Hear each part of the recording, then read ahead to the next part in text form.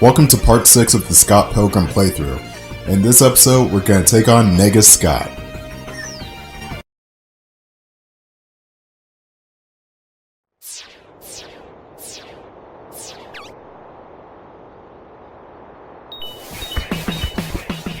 Very lovely fellow.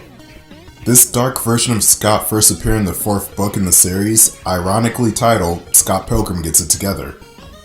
Dark Scott's power is antimatter, his rating is negative awesome, he represents Scott Pilgrim's forgotten mistakes, and his length of his existence is unknown. Dark Scott, also known as Negus Scott, is Scott Pilgrim's alter ego and dark side, and represents his forgotten past mistakes. Negus Scott is the manifestation of all of Scott's selfishness and flaws. He was born after Scott would be infected by the glow. Though Negus Scott doesn't appear that often in the series, he can be considered a major character because of what he represents. And you may be wondering what the glow is. The glow is a weaponized form of emotions created by Gideon Graves. It uses subspace to trap a person inside their own mind. Yeah, that part about the glow is a bit strange. Than usual. But yeah, I have been doing my research on the Scott Pilgrim books as well as read a couple since part 1, because like I stated in part 1, I've only read 2 of the 6 books at the time. So yeah, I've officially read Scott Pilgrim and the Infinite Sadness, Scott Pilgrim vs. the World, Scott Pilgrim vs. the Universe, and Scott Pilgrim's Precious Little Life. Yes, I know that's a bit all over the place, but then again, my first Star Wars movie was Attack of the Clones. Attack of the Clones. Brian O'Malley was busy with these books, I mean, they were just fantastic works of art. And oh my god, birds. I should have known that bird from last part was going to have its revenge. Like, what the fuck, man? I just skipped the secret area, whoops. I'll show it off at the end of this video, I promise. That way I can actually get everybody's special moves.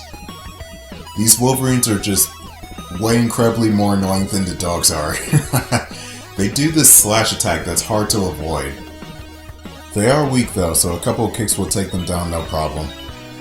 Which is quite the opposite of the next new enemy type in this part, the zombies, which are just bullet sponges, they take a shit ton of damage, and they do nothing. They're just there to be annoying. And we got more of those Golden Axe elves that look like they stumbled into the wrong game. I mean, I guess this place is a bit mystical, but it just looks like a regular graveyard to me.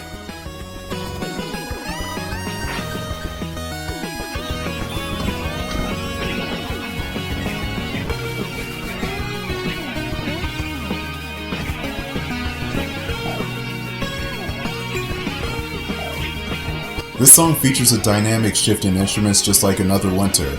I'm guessing Anna Miyaguchi was like, oh, this song is perfect, but it could use a bit more guitar. No, I'm kidding. This song is really good. I think it's my 3rd or 4th favorite song in the game behind Another Winter, Bollywood, and the boss fight with Envy Adams and Lynette. But to be fair, it's really hard to pick a favorite from the soundtrack, unless if it's Matthew Patel's theme, and then everything else is just kind of in second place. The soundtrack is just so good. And here are the zombies. Man, where's Leon Kennedy when you need him? They just stand there and die. They don't really do much. And they also take forever to get up. Great, an enemy that takes forever to kill and also takes forever to get up. That's wonderful. At least you can do your PK rocking uppercut or whatever you call it in order to do massive damage that way. You can just bounce them up into the air and juggle them. The female variants are not that much different. I think they attack more and that's basically it. And they get up a little bit quicker too. You do have conveniently placed graves you can throw them into though.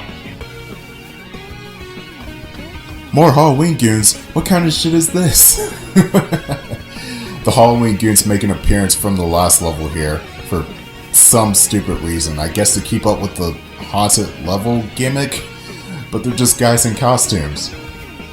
But the costume creeps are not as durable as the zombies, so that's good. And now that I'm thinking about it, I think you can just move on to the next screen and outrun these zombies. There is one screen in particular that has you fight a whole bunch of zombies. And from what I've read of the Scott Pilgrim novels, I have not seen any zombies, or at least not yet. Maybe they're there, I just haven't noticed. I mean, you already have demon hipster chicks, vegan gods, and subspace, but no zombies? Maybe the zombies are a bit too realistic, don't you think? Anyway, this is the only level in the game where you're not fighting an evil X, but rather you're beating yourself up. Scott Pilgrim is losing control of his life and he has to get it together. He can't let the dark side win. Scott Pilgrim, though he is lazy and ignorant, is still a good person deep down there. But before he can take on Gideon, he must take on his dark side, which will most likely kick Scott's ass because he's kinda tough, but we'll see. Nega Scott is not kind at all. He hits like a tank on steroids. How do you inject a tank with steroids? I don't know. And more zombies. I think this game's secretly telling me to play Left 4 Dead.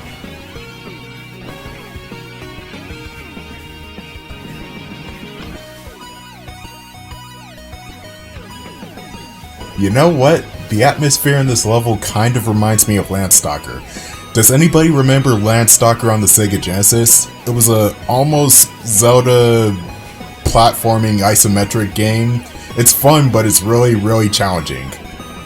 But then again, that's the exception. I don't normally like isometric platformers like that because there's just one fixed camera angle and you have to jump from platform to platform without a drop shadow. I just give me a 2D or 3D game, none of this in-between crap. But Landstalker's a good exception though, because that game is actually well made. As well as Light Crusader. I argue that Light Crusader's just a better Landstalker.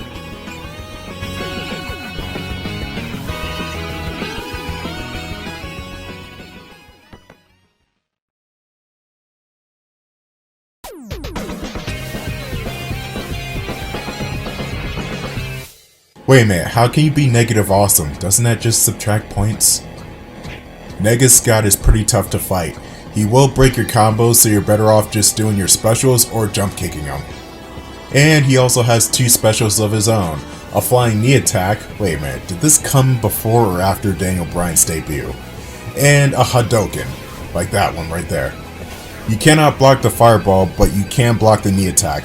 And whenever he does that fireball, he usually just jumps to the right of the screen. There is a turnip right there to help you with the fight, but don't count on it for too long. It will break after a while. Ah! That's how I imagine Scott reacting to every time he gets punched in the face. Or at least Michael Cera's portrayal of Scott Pilgrim. Ah, damn, I wish they could have made at least one or two more films. That would have been great. Now I'm sad that no sequels were ever made. Yeah, COD. Ah, great, the dark version of me is here. What do you want? I'm here to take over this stupid commentary. You need more toxicity. No, that won't be necessary. I'm not that depressed. You can join me for Mega Man X6, just not this game. You know what? Mega Man X6 does suck ass. I'm out of here. Negative emotions suck. And so is Nega Scott. He's kind of a pain in the ass to deal with. Oh god, I just lost 2 lives to this dude. But for all the annoyances of this boss fight, it does have really wonderful music. It's just otherworldly and creepy and 8-bit. It's just wow.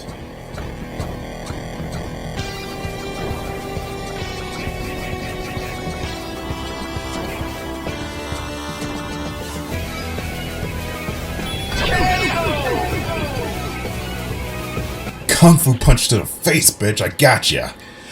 And that was Nega Scott. Hopefully we'll never have to deal with him again. Or maybe we'll have to play as him, I don't know. Maybe.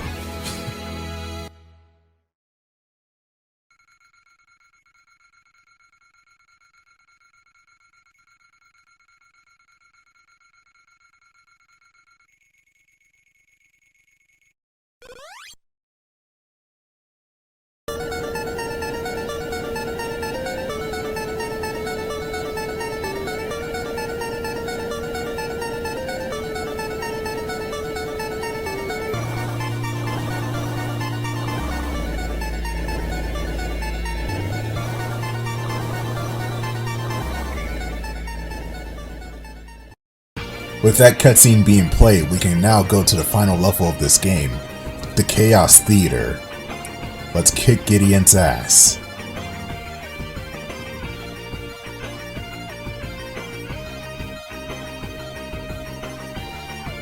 After a slight intermission, I just kind of took a break in recording there for a second. Now let's kick Gideon's ass.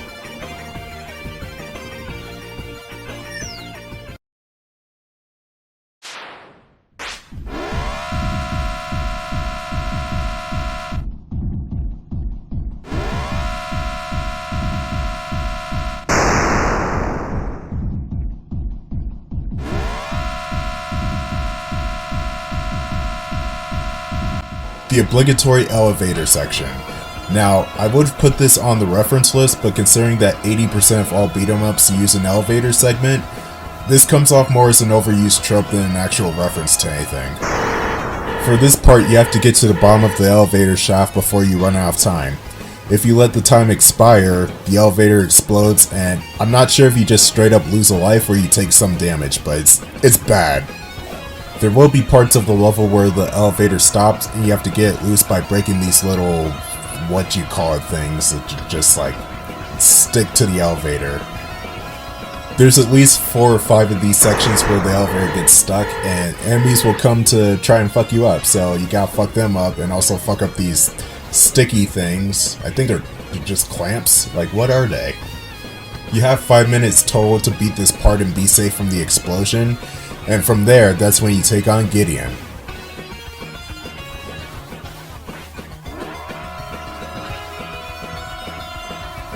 You know what? I'm kind of glad that the Golden Axe AI from 1989 is still a thing in 2010. Like, why did he just walk off the platform? And this part, I believe that's where the security guards come out. Or at least I think it's a security guard, so I may be wrong. Oh, yep, security guards, fat guy, and a Yakuza member. Damn, there's just so many enemy types here. It's like it's the final stage or something. Oh, wait a minute. Well, no, I'm kidding. This really isn't the final stage. We still got technically one more stage to go. And it's still Gideon, because Gideon's behind everything, because he's a dick, and Scott Pilgrim has to teach him some manners. I would go over Gideon's profile, but I'll wait until next part. Yeah, that's right, Gideon gets 2 parts. Let's just say that Gideon is quite the character. You will love to hate this guy.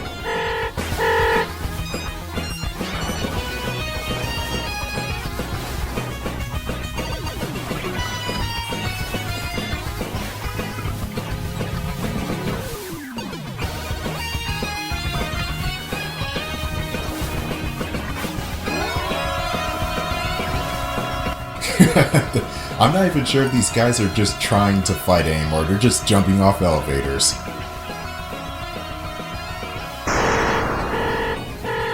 Oh, and this part is lovely because you got more balls flying towards you. Like, where are these balls coming from? Is there a butler down the doorway just throwing balls at you? It makes no sense. But this ball section is still not as bad as the Katinaki stage, so yay! I still hate the balls though. I am making good time though. We got one more section left before you can reach Gideon and punch him in the face. And we also got 1 minute and 40 seconds before the elevator explodes. Fangirls, oh wait, stop, you walk off the elevator, stop, no, ah! Oh. I never got that. They just walk onto the elevator and then they walk off the elevator and die. That doesn't make any sense. Well wait, it's Scott Pilgrim, nothing makes sense.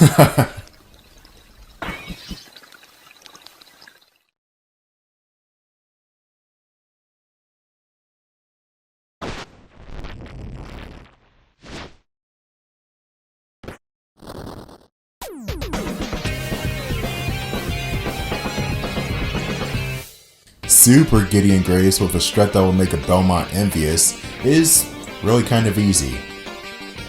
Whenever he flashes purple and white, he's invincible, so you want to stay away from him during that period. Also, the attacks that turn him into a bodybuilder are unblockable. He also likes to check meteors at you. The first phase of the boss fight has the meteors go in random paths, while the second form has the one big meteor go towards Scott, so you want to move out of the way for the second form. Outside of those specific attacks, Gideon just kind of walks around and tries to sucker punch you. He's really a piece of cake. He'll probably be spending more time off screen throwing asteroids at you than actually fighting you.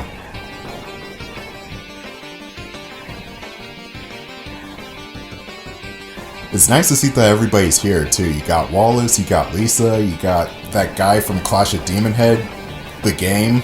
Even though it would be nice to see the band here too, even though I think they would just be singing about how sad they are. Or better yet, they could be singing a song about how much they hate Wallace and they want him to die because he kept heckling them. That was a good song too. But even Super Gideon is not going to stand a chance against Scott because Scott is just that damn awesome. In the movie, the fight with Gideon starts and ends in Chaos Theater, and Scott had to gain the power of love in order to try and defeat Gideon. At first, he did lose a life, and after that life loss, Scott had to make amends with everybody, and he earned the power of self-respect. That's an actual sword in that movie. And he defeated Gideon with knives. And the funniest part is that Scott slaps Coke Zero out of a waitress's hand. When I was younger, I was like, you just wasted perfectly good soda. But now looking back, I'm like, I probably would have done the same too because Coke Zero sucks.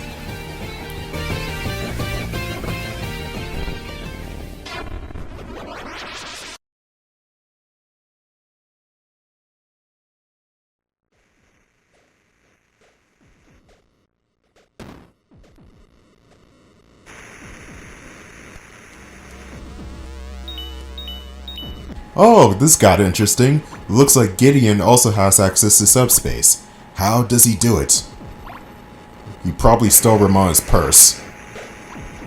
It's just a guess. Oh, why did I fall off the platform? That always happens to me. I'm just kind of reckless like that.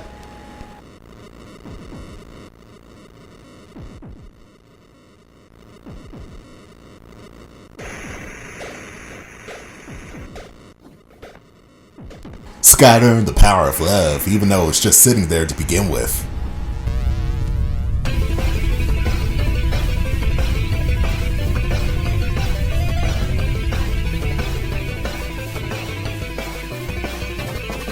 Gideon Graves is a bitch to take down.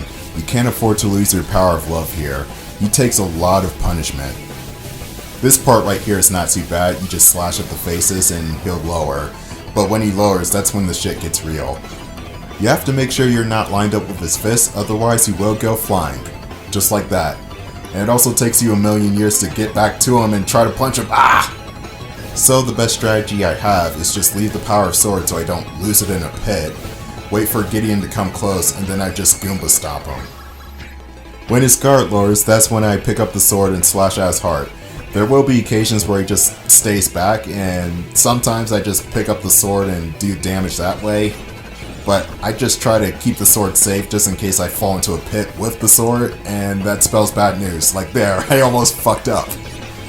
Now you don't need the sword to defeat Gideon, it's just highly recommended because he takes a lot of damage, and the sword's really the only thing that kills him very, very, very quickly. Look at all those 42s. Freaking 42s. You can't imagine the health. But 50 42s later, and checkmate, mate.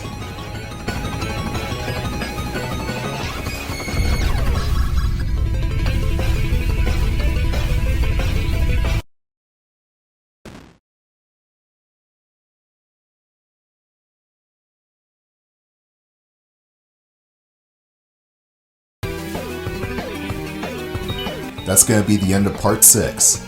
Tune in for the finale, everybody.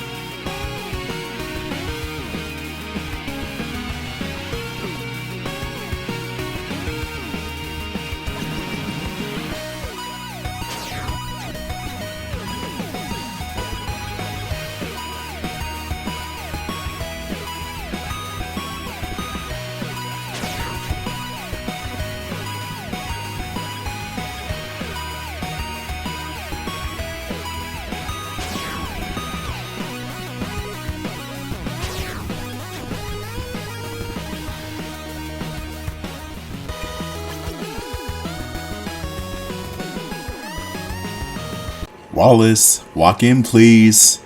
Walk in please. Oh, not this shit again.